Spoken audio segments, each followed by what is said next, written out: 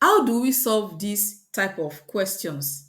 We have to simplify the expression 1 minus sine square theta over cos theta. Given 0 degree less than theta and then less than 90 degree. You are welcome back. I am Miss Becca, and in this video we will be solving these questions. Now take a look at the question. Let's first write out the questions. So this is the first question and we are to simplify it. We are to simplify this expression. So when you have something like this, you have to recall. This is why you have to know your trigonometric functions and the trigonometric identities. So here you have to recall. Here let's recall. Recall that um sine square theta plus cos square theta is equal to 1. So to simplify something like this, we need to make both the numerator and denominator have the same thing. So here now we have to eliminate sign from the numerator so that we can make it have cos in it.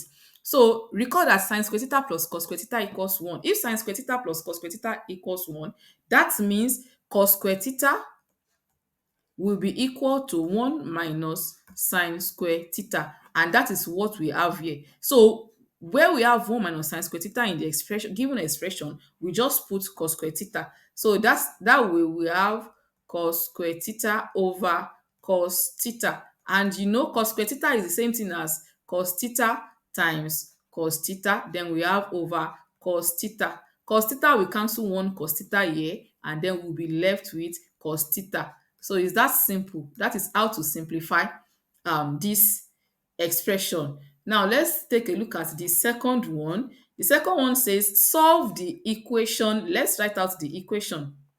Do you need personalized help? Click the link in the description to message me directly. So the equation says 2 sine x plus root 3 equals 0. And we are to do what? We are to solve the equation. That is, we are to solve for x. To solve for x here, we have to make sine x stand alone such that we have 2 sine x to be equal to negative root 3. Then we divide both sides by 2 so that we have sine x to be equal to negative root 3 over 2. If you know your trigonometric identity in surd form, then you know that there is something for root 3 over 2. And what is root 3 over 2? Root 3 over 2 is sine 60. Sine 60 is root 3 over 2. And here now we are having negative root 3 over 2. So if we have negative root 3 over 2, then you have to think of the quadrant. On which quadrant do we have sign as negative? On the circle now, we have all to be positive here, we have sign to be positive here, and sign is negative here, sign is also negative here. So that means if sign is if and we're having negative here, so for sign 60 now we need the point where the quadrant where sign is negative, where sign is negative. That is how we can get the value of sine x. So and we've said that sign is negative in the third and the fourth quadrant. So since sine we have sine x to be equal to negative root 3 over 2. Now to get the value of x, that means we need to find sine inverse of x. We need to find the point where this one is. We need to find x to be equal to, we need to find the sine inverse of negative root 3 over 2. Well, if you have your calculator, you can just press it in your calculator. If it is an exam that permits the use of calculator, so you just press sine inverse of negative root 3 over 2. But in the absence of calculator, in case this question comes as it comes with the set of questions that you solve without the calculator, then how do you locate this? You already know that, okay, sine 60, this is for sine 60, then sine 60 is negative a. So then that means we will have the values. Don't forget that the question says solve this where 0 is less or equal to x less or equal to 360 degrees. So the value of x is in between 0 and 360. So that means we will be having the value of x to be in this third quadrant and fourth quadrant where x is where sign is negative.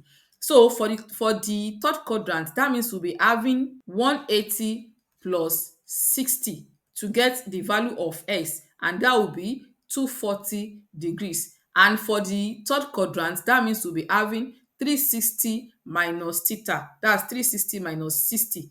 Since we already identified that it is 60, the theta is 60 degree, x is 60 degrees. So this would give 300 degrees. So that means the value of x is 240 degrees, comma 300 degrees, and that is how to find the values of x. But if you have your calculator, once you get this, you already know that okay, this is sine 60. Just once you get to this point, just look for x to be sine inverse of negative root 3 over 2, and you get your answer.